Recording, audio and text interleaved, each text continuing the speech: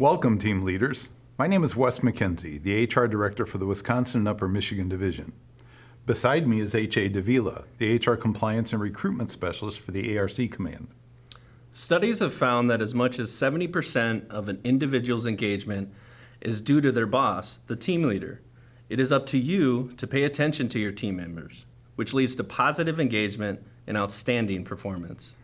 This is why we're excited to equip you, our team leaders, with the StandOut check-in tool.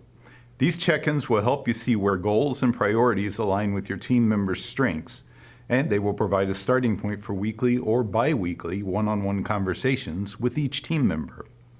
Oh, we know what you're thinking. Adding another to-do item to your workload may seem daunting, and that's true. Everyone's week is busy enough.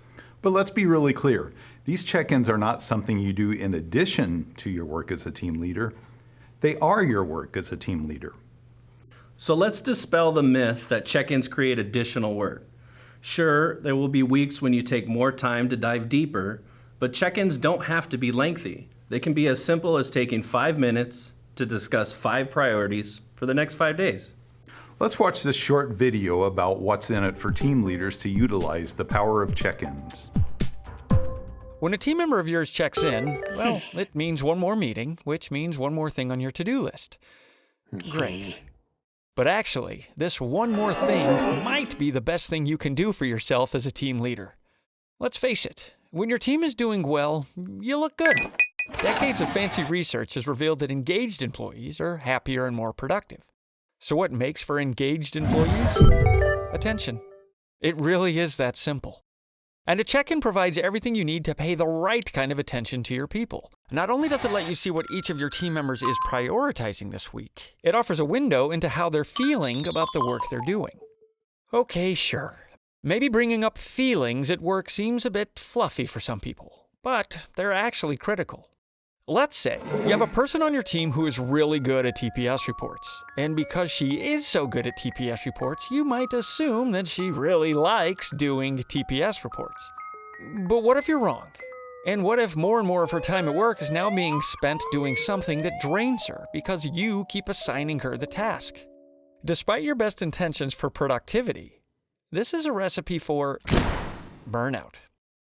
And you probably don't need sophisticated research to know that a burned-out employee isn't particularly productive or all that pleasant to be around. So, if nothing else, think of check-ins as your tried-and-true assumption eliminator, because check-ins reveal where everyone on your team is at their happiest and most productive and where not so much, taking away the guesswork and giving you all you need to provide informed guidance week after week.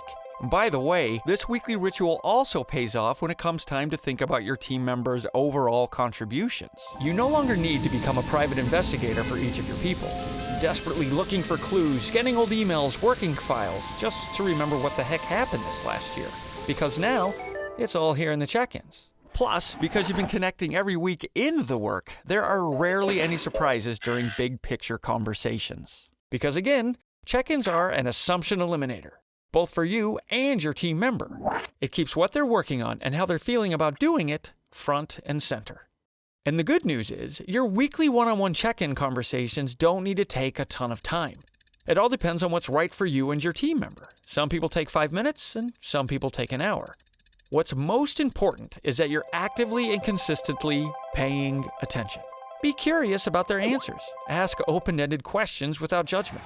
A check-in works best when the people checking in feel comfortable being open and honest, as that's what's going to give you the raw material you need to create the happiest and most productive team. Which, if you're being selfish, will make your job as a team leader a whole lot easier. So, once your team members submit their first check-ins, what's next? You'll receive an email notifying you of the check-in and providing a direct link to StandOut. In addition to reading what your team members submitted, pay attention to the individualized coaching intelligence section for tips on how to begin and navigate a one-on-one conversation. Look for the team activities, team check-ins guides, and onboarding sections as well. You'll also receive weekly emails with valuable coaching tips. These take just a few seconds to read, so please be sure to take advantage of all of these and all of the resources StandOut provides. Don't forget, check-ins are frequent, one-on-one, strength-based conversations about near-term future work. The purpose is to help you keep your team's strengths aligned with their work, and they can take only 5 minutes every week to complete. What's next? As a team leader, you receive an email when your team members complete a check-in. As you review the check-in, take note of the coaching tips that StandOut provides. Schedule a weekly one-on-one for a quick conversation with your team members.